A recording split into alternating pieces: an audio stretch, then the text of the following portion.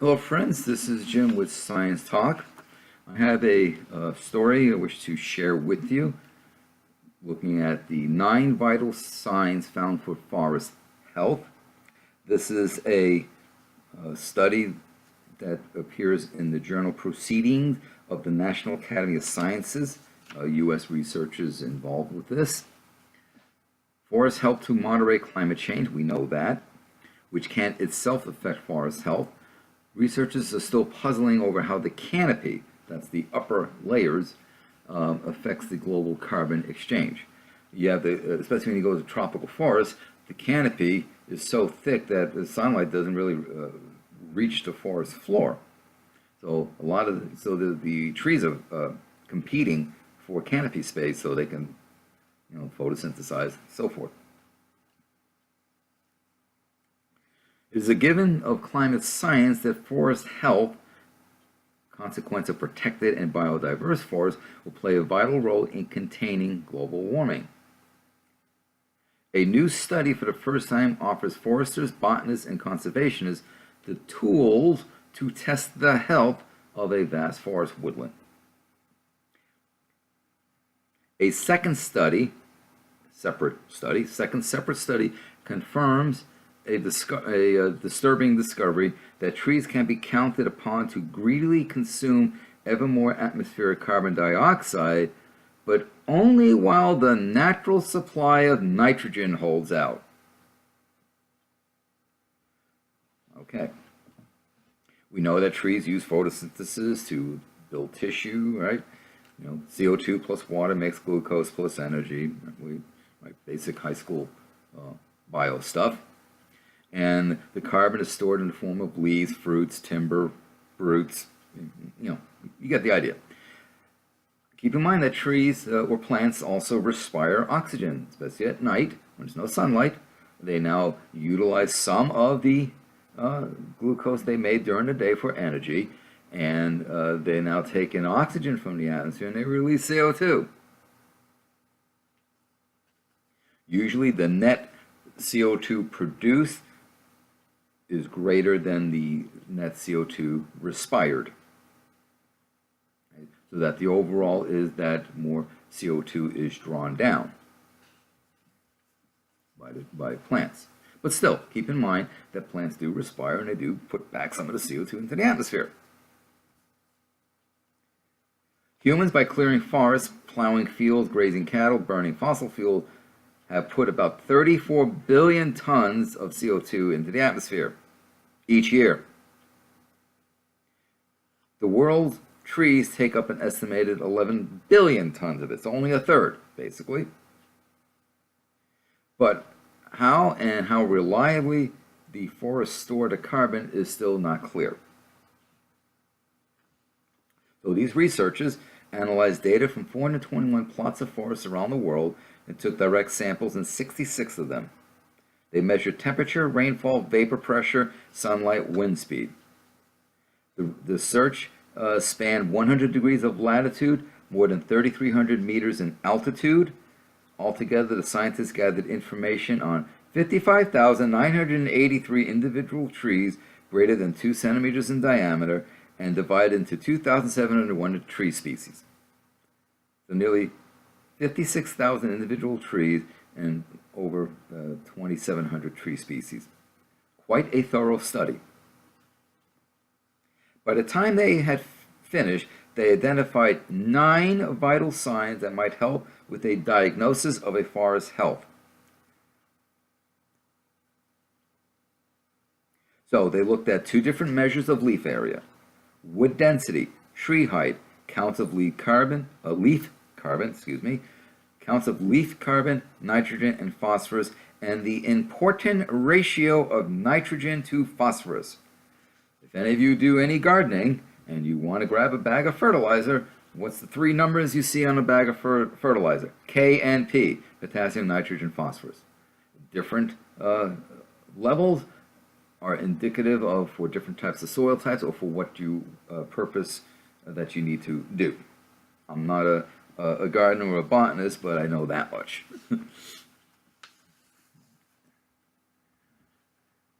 So two factors stood out as being the most influential. One was temperature variability. In other words, the difference between the highest and the lowest. The other was vapor pressure. And they confirmed, the scientists did, overall, the measured traits are responding to overall global warming.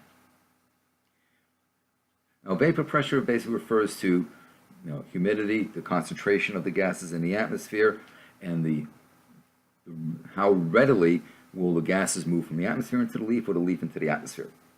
Basically, what that is alluding to, referring to.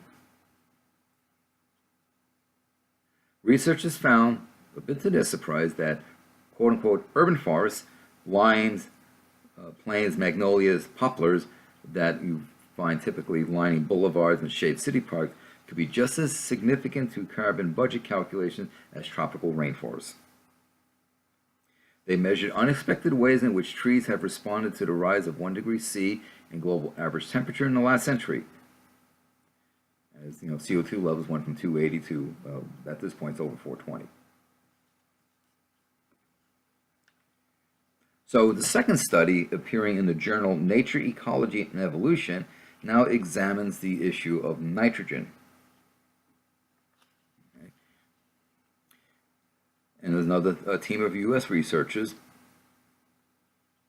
And they're now sure that one of the mechanisms that might affect the overall health of forests in a warming world, and they looked at the examination response of 15,000 trees in the wilds of West Virginia to a steady rise in atmospheric CO2. Yes, the extra greenhouse gas is fertilizing forest growth, but climate change is extending the growing season as spring arrives earlier and autumn leaf fall happens ever later. A study of the nitrogen isotopes in the leaves suggests that the supply of nitrogen, which is an extremely important nutrient, could be on the way down. If so, the growth of the forest could soon peak, and with that, the capacity of forests to moderate climate change could diminish. Plants need nitrogen, not just CO2. There are what's called nitrogen-fixing bacteria in the soil, because the form of nitrogen that's available, nitrogen gas, is not usable to plants. So plants need to get that nitrogen into a usable form. That's typically NO2. And this is what the nitrogen-fixing bacteria do. They take atmospheric nitrogen, they fix it to NO2, which now the plants can incorporate. And then there's it creates a nitrite and nitrate ions, and there's ammonia that is released, all part of the nitrogen cycle. So if nitrogen availability starts decreasing, it doesn't matter how much CO2 is in the atmosphere, the plants are not going to do as well as anticipated. So without the nitrogen, plants will not grow. And that's basically the essence of what the second study determined. So the studies here find they looked at 9 parameters. Water vapor and temperature are the 2 most important in being used as a tool to diagnose the health of a forest. And basically the second study says that declining nitrogen will jeopardize plant growth, which means that even with extra CO2 in the atmosphere does not equate to plants drawing down more CO2 because of less nitrogen. So you need more nitrogen in order for the plant to draw down more CO2, in essence. Thank you for your time. We'll talk soon. Hey folks, this is Jim here reminding you to subscribe to this channel, to share my videos, tell others of the work that I do here. I also ask that if you are not already a patron at Patreon, to please consider becoming a patron at Patreon. You can find the information in the description box below the video. I'm asking you to help support the work that I do. I do not take any money from corporations or from any other sources, so the information I share with you is the actual science as it comes out of the peer-reviewed journals.